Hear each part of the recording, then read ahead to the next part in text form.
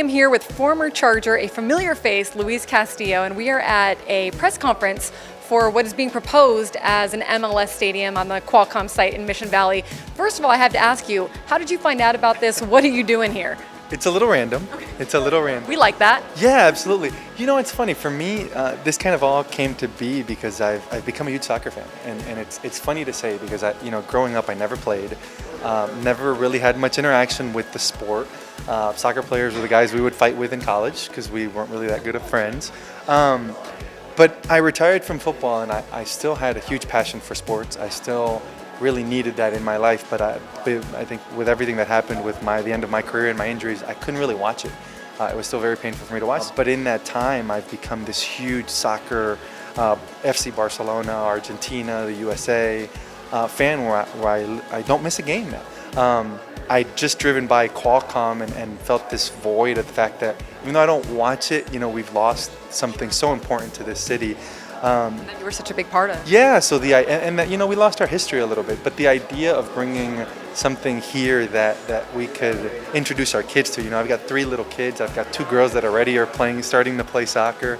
I want to give them that, and I'm excited about it.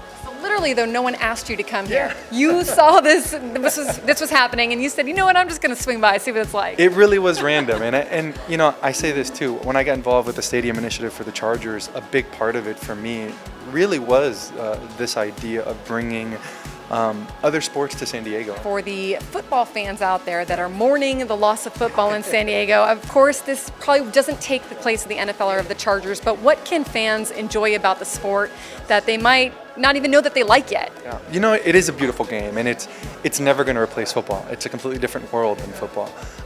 Speaking as a father now, people ask me all the time, would you let your kids play football? I don't know. I don't know where football is headed. But I do know that I think like anything, once you get to know the people involved, once you get to know a little bit of the backstories, you start having that itch to follow. So I just think if it can grow in me, somebody who never had anything to do with football, you look at what we have here in San Diego, the community, the buildup of this community, I think this sport will just take off. While I have you here, you haven't watched a lot of Chargers, but how sad was it for you, or what did you feel when you found out that they were moving to Los Angeles? The hardest part for me was, again, I haven't been a fan of the sport, so I don't feel like I've lost as much in that regard. But for me, I really hurt to feel like I'd lost my history. It's not like I'd been doing a lot in the community in terms of being out in the public, but that 1 or 2 times a year that I would get out and do an autograph signing or get out to Qualcomm for Fan Fest, and there was still so much love in the community for us old guys. It really meant so much to us as players to know that people cared about us not just on the field but off the field.